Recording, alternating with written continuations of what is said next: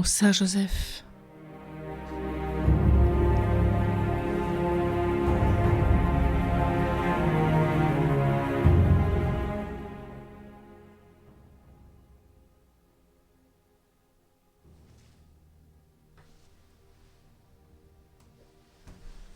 De l'éternité des peines. Réfléchissons sérieusement en nous-mêmes et pesons ce mot terrible. Éternité. Un mal quelconque, si léger qu'il soit, devient insupportable lorsqu'il demeure toujours. Que sera-ce d'habiter éternellement dans l'enfer pour y souffrir tous les tourments inimaginables ?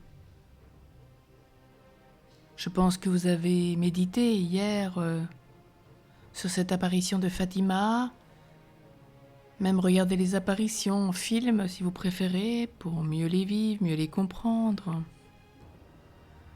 Oui, ce 13 juillet 1917 restera pour nous un signe pour nous aider à comprendre, à changer de vie. Un prisonnier condamné à passer sa vie dans un cachot infect, les fers aux pieds et aux mains attend au moins la mort pour mettre un terme à son supplice.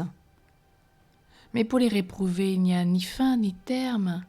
Ils désireront la mort et la mort fuira loin d'eux. Apocalypse 9:6. Le ver qui les ronge ne mourra point, le feu qui les consume ne s'éteindra jamais. Isaïe 66:24. Quand ils auront versé autant de larmes qu'il en faudrait pour remplir toutes les mers du monde, l'éternité sera toujours devant eux. Quand ils auront recommencé 1 fois, 100 fois, 1000 fois, 1 million de fois, l'éternité sera toujours devant eux. Quand ils auront recommencé autant de fois qu'il y a de feuilles dans les forêts, de grains de sable dans les déserts, d'atomes dans les airs, l'éternité sera toujours devant eux. L'éternité, c'est le balancier d'une horloge qui ne s'arrête jamais et qui répète sans cesse ces mots. Toujours, jamais, jamais, toujours. Toujours gémir, toujours souffrir, toujours brûler, toujours rougir. Jamais de trêve, jamais de soulagement, jamais de consolation, jamais d'espérance. Nous ne saurions trop approfondir cette pensée de l'éternité. Calculons, supputons, entassons les années sur les années, les siècles sur les siècles, et puis nous comprendrons que nous n'avons rien fait encore. Et nous voudrions nous exposer à un si épouvantable malheur.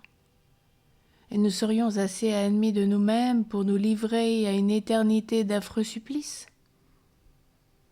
Pour quelques misérables jouissances si courtes, si fausses, si passagères, nous consentirions à devenir la proie de l'enfer et à habiter pour toujours dans un étang de feu.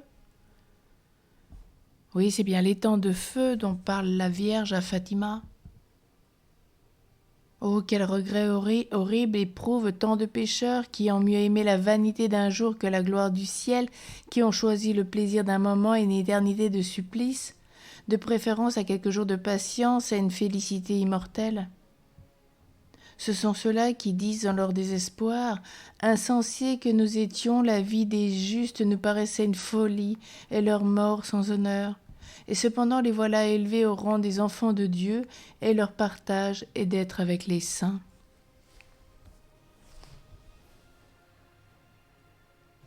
Nous nous sommes donc égarés de la voie de la vérité, la lumière de la justice n'a point luit pour nous, et le soleil de l'intelligence ne s'est point levé sur nous. Nous nous sommes lassés dans la voie de l'iniquité et de la perdition, nous avons marché dans le chemin âpre, nous avons ignoré la voie du Seigneur. De quoi nous ont servi notre orgueil, notre jactance, nos richesses ? Toutes ces choses sont passées comme l'ombre. Ainsi, nous ne sommes pas plutôt nés que nous avons cessé d'être, et nous n'avons pu montrer en nous aucune trace de vertu, et nous avons été consumés par notre propre malice. Voilà, mon fils, ce que les pécheurs diront dans l'enfer. parce que l'espérance des méchants est comme une paille légère que le vent emporte, comme l'écume de la tempête disperse, comme la fumée qu'un souffle dissipe. Pensons donc à l'éternité, que le souvenir des années éternelles soit comme un flambeau qui éclaire toutes les actions de notre vie. À sa lumière, nous apprécierons les choses du monde pour ce qu'elles valent. Les cris des damnés sont inutiles, leurs regrets sont superflus, et il n'est plus temps pour eux. Il est temps encore pour nous. Pour eux, plus de grâce, pour nous, la miséricorde. Pour eux, les flammes, les grincements de dents, le désespoir. Pour nous, si nous le voulons, la purification, puis le bonheur du paradis, la joie des élus, la paix éternelle. Choisissons. Deutéronome 30:15. Aujourd'hui t'est proposé la vie ou la mort, le malheur ou le bonheur, la bénédiction ou la malédiction. Choisis la vie. Notre choix est fait, ô grand Saint Joseph. Nous sommes bien résolus de réunir tous nos efforts pour éviter les flammes dévorantes de l'éternité. Nous qui sommes si sensibles à la moindre douleur, comment pourrions-nous habiter dans cette fournaise ardente allumée par la rigueur de ta justice divine? Où pourrions-nous alors nous réfugier? Qui pourrions-nous invoquer? Si nous adressions à nous comme le mauvais riche Abraham, nous entendrions peut-être cette terrible réponse. Il y a désormais entre toi et moi un abîme infranchissable. Tu n'es plus mon fils, tu es un réprouvé, maudit de Dieu. Nous avons abusé de toutes les grâces qui ont été répandues sur nous avec tant d'abondance pendant notre vie. Nous avons voulu nous perdre. Maintenant, il n'y a plus de remède, il n'y a plus de salut. L'enfer, c'est un choix personnel. Dieu ne nous met pas en enfer. C'est nous qui le choisissons au quotidien. Alors ne vivons déjà pas un enfer sur terre et que notre vie soit digne pour ne pas y aller.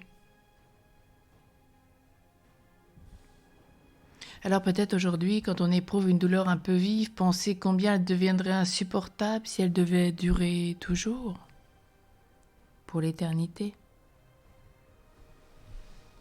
Oui, faisons le choix d'offrir nos douleurs à Dieu, de nous transformer en lui. Et faisons en sorte de prier pour qu'aucune âme ne se perde en enfer. Prions avec l'aide et l'intercession de la Vierge Marie de Saint Joseph tous les jours.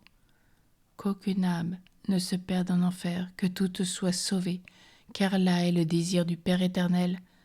Mais cela ne peut pas être accompli sans l'accord de chacun. Alors à chacun, choisissons la vie, l'éternité.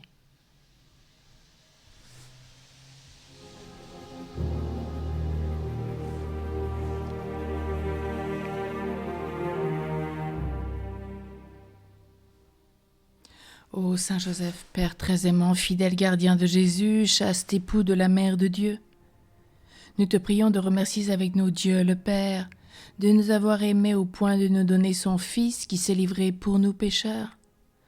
Par la toute-puissante intercession de Jésus, obtiens-nous du Père éternel la faveur que nous te sollicitons aujourd'hui. Oh oui, Papa, tu veux qu'aucun de tes enfants ne soit perdu, que nous puissions avec l'aide de la Vierge Marie et de Saint Joseph prier pour vous, qu'aucune âme ne se perde en enfer, que toutes choisissent la voie de la purification en vue de l'éternité. Demandons-lui miséricorde pour tous, au sein du bonheur dont nous jouissons en sa présence. Pensons à tous les hommes qui sont sur terre. Souvenons-nous aujourd'hui particulièrement de ceux qui tâchent à la peine, de ceux qui souffrent, de ceux qui pleurent. Que sensible à nos prières, grâce à l'intercession et à celle de toute ta très sainte épouse, le Seigneur Jésus réponde à notre confiance et nous donne ainsi de vivre dans la joie et l'espérance. Amen.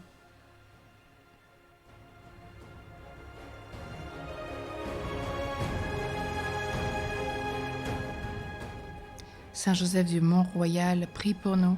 Saint Joseph, patron de la bonne mort. Saint Joseph, Père et Maître de vie spirituelle sur terre, prie pour nous. Allons tous à Joseph pour que tout homme choisisse la vie éternelle. Amen.